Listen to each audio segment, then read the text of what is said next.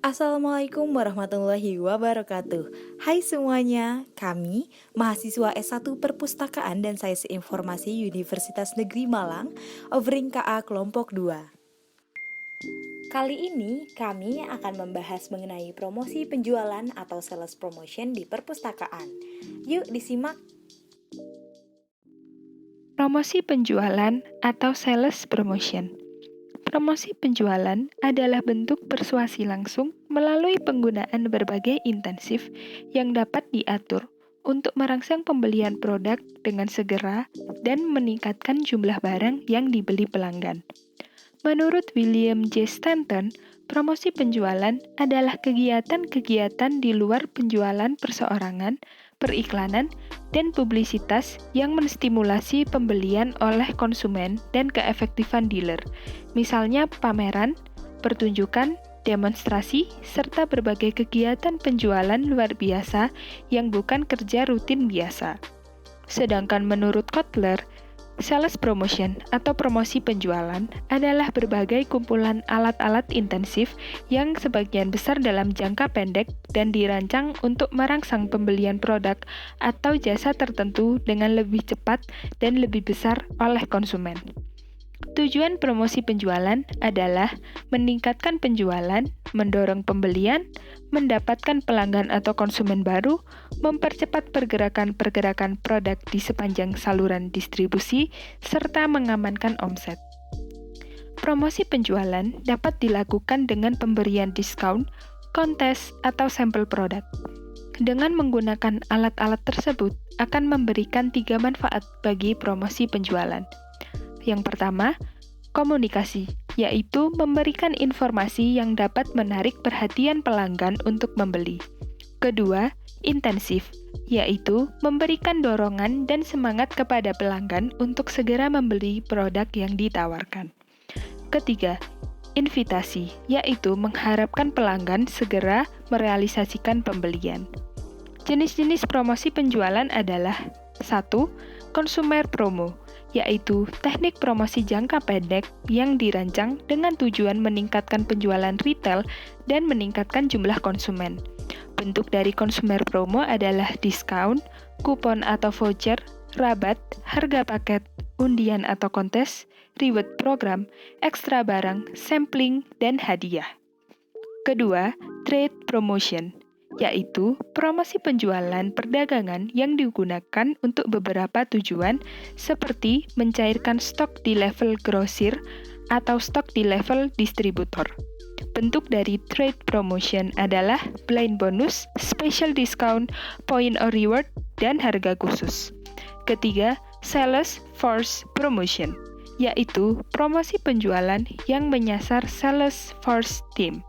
Bentuk sales force promotion adalah berbentuk intensif, bonus, atau komisi penjualan.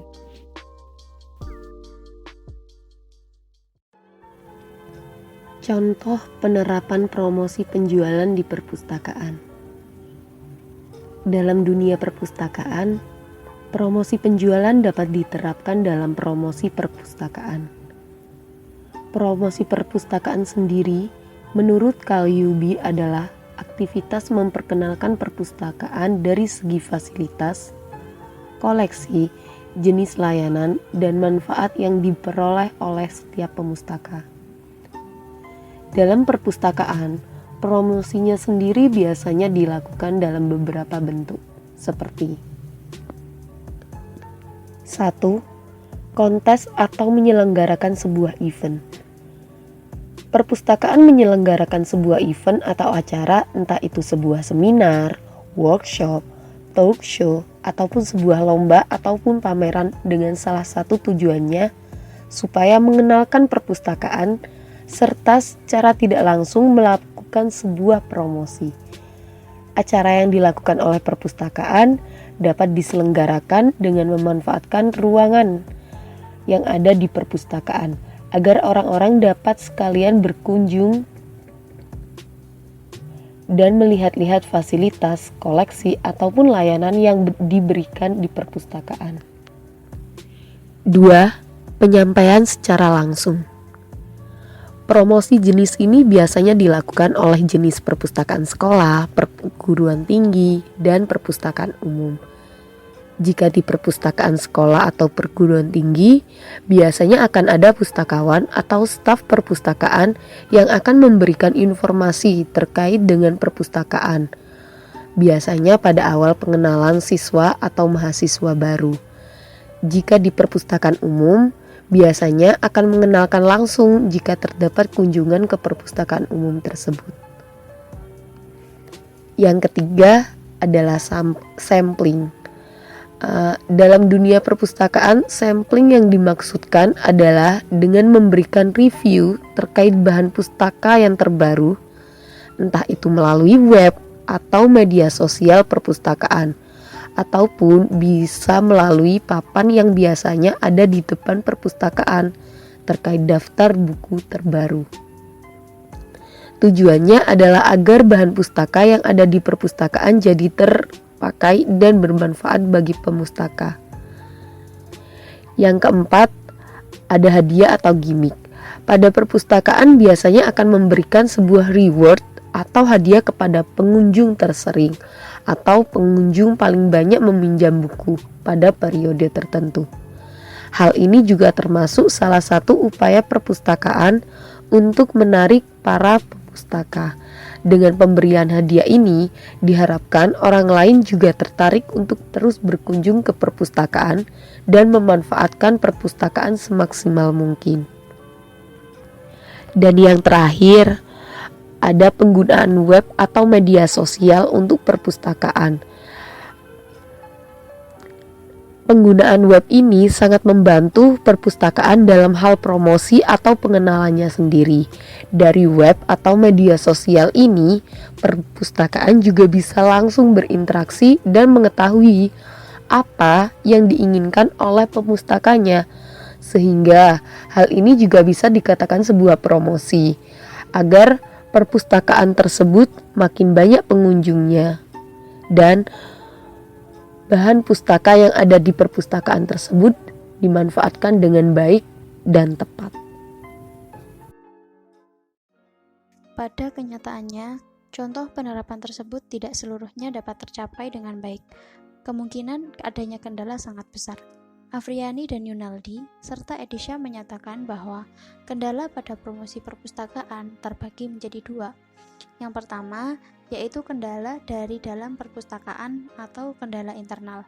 Contoh dari kendala internal adalah kurangnya pengetahuan pustakawan terhadap ilmu dan teknik pemasaran, membuat promosi perpustakaan tidak dapat tersampaikan dengan baik. Contoh yang kedua, gedung perpustakaan yang tidak memadai. Alokasi dana uang kurang, serta tidak memadai untuk membeli bahan pustaka dan layanan baru. Dana yang diberikan untuk perpustakaan yang jumlahnya tidak banyak terkadang membuat perpustakaan sendiri kebingungan untuk mengembangkan koleksinya. Selanjutnya, kurangnya apresiasi para pustakawan tentang kenyataan pengguna perpustakaan yang sekarang lebih menuntut banyak jasa di perpustakaan. Adanya teknologi membuat budaya masyarakat berubah dan selalu menuntut kecepatan layanan dan kualitas layanan yang maksimal. Yang kedua, kendala dari luar perpustakaan atau eksternal. Contoh dari kendala eksternal yaitu pandangan tradisional masyarakat bahwa perpustakaan hanyalah sebuah gudang buku. Dari asumsi ini membuat masyarakat mengacuhkan sebuah perpustakaan, apalagi jika bangunannya terlihat tua. Selanjutnya, masih kurangnya komitmen dari pemimpin atau pihak pemerintah daerah untuk mendukung pengembangan layanan perpustakaan. Saat ini mungkin sudah banyak perpustakaan yang telah memadai segala aspeknya. Namun, masih ada pula perpustakaan yang jauh dari kata layak disebut gedung perpustakaan karena kurangnya koleksi dan alokasi dana pemerintah atau atasan mereka untuk mengembangkan perpustakaan. Selanjutnya, manajemen organisasi yang masih lemah. Mungkin ini juga terjadi pada perpustakaan sekolah atau perpustakaan khusus yang hierarki organisasinya menempel dengan instansi atau sekolah yang menaungi perpustakaan tersebut. Dari manajemen organisasi di perpustakaan sekolah sudah menunjukkan bahwa perpustakaan kekurangan tenaga perpustakaan karena hanya ada 1-2 orang saja tenaga perpustakaan dan akhirnya mereka mengelola perpustakaan dengan seadanya dan semampu mereka. Contoh yang terakhir yaitu faktor sosial yang kini sudah membudaya di pengguna yang jarang ke perpustakaan. Dampak dari perkembangan teknologi membuat budaya masyarakat sangat berbeda. Mereka lebih suka melakukan aktivitas mereka dari dalam rumah dan mengakses informasi melalui gadget mereka. Nah, yang terakhir ada kelebihan dan kekurangan promosi penjualan atau sales promotion di perpustakaan. Mulai dari kelebihan yang pertama yaitu komunikatif. Perpustakaan dapat menghasilkan komunikasi dua arah antara pustakawan selaku pelaku promosi dan calon pustakawan. Yang kedua, yaitu mampu menciptakan respon pemustaka terhadap perpustakaan, sehingga pustakawan dapat mengidentifikasi persepsi pemustaka terhadap perpustakaan. Dan yang terakhir yaitu memungkinkan membujuk pemustaka untuk datang ke perpustakaan. Selanjutnya yaitu ada kekurangan dari promosi penjualan ini sendiri. Yang pertama, promosi hanya sebatas untuk mengenalkan perpustakaan kepada pemustaka atau calon pemustaka baru. Yang kedua, promosi penjualan di perpustakaan cenderung tidak menghasilkan pemustaka yang loyal atau pemustaka yang dapat kembali dalam jangka waktu yang panjang. Yang ketiga, perpustakaan cenderung menitik beratkan kuantitas dibandingkan dengan kualitas, sehingga ketika pemustaka baru datang, terkadang merasa kecewa dan tidak datang kembali. Dan yang terakhir yaitu cenderung digunakan oleh lembaga yang lebih kecil atau lembaga yang lebih lemah. Sekian penjelasan mengenai promosi penjualan atau sales promotion dari kami. Semoga bermanfaat. Wassalamualaikum warahmatullahi wabarakatuh.